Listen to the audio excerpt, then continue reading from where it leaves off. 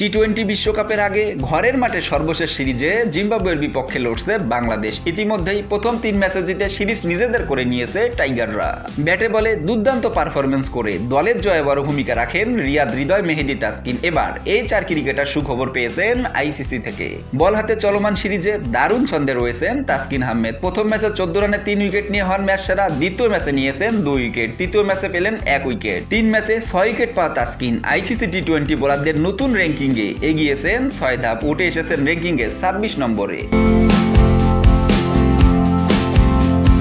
দারুণ পারফর্ম করে এগিয়েছেন স্পিনার মেহেদী হাসান এবং ব্যাটসম্যান তৌহিদ হৃদয়। অফ স্পিনার মেহেদী 2 ম্যাচ খেলে উইকেট পেয়েছেন 3টি। বল হাতে বেশ কৃপণ ছিলেন তিনি। ব্যাট হাতে জিম্বাবুয়ে সিরিজে এখন পর্যন্ত সেরা পারফর্মার হৃদয়। ধারাবাহিকতা বজায় রেখেছেন তিনি। সিরিজের প্রথম 2 ম্যাচে অপরাজিত ছিলেন 33 এবং 37 রানে। তৃতীয় টি-20তে দারুণ ব্যাটিংয়ে 50 হাঁকান তিনি। দুর্দান্ত ব্যাটিংয়ে 26 ধাপে গিয়ে প্রথমবারের মতো ব্যাটসম্যানদের র্যাঙ্কিংয়ের 100-র মধ্যে এসেছেন হৃদয়। আছেন 90 নম্বরে। 2 ধাপে গিয়ে মাহমুদুল্লাহ রিয়াদ এখন 81 নম্বরে।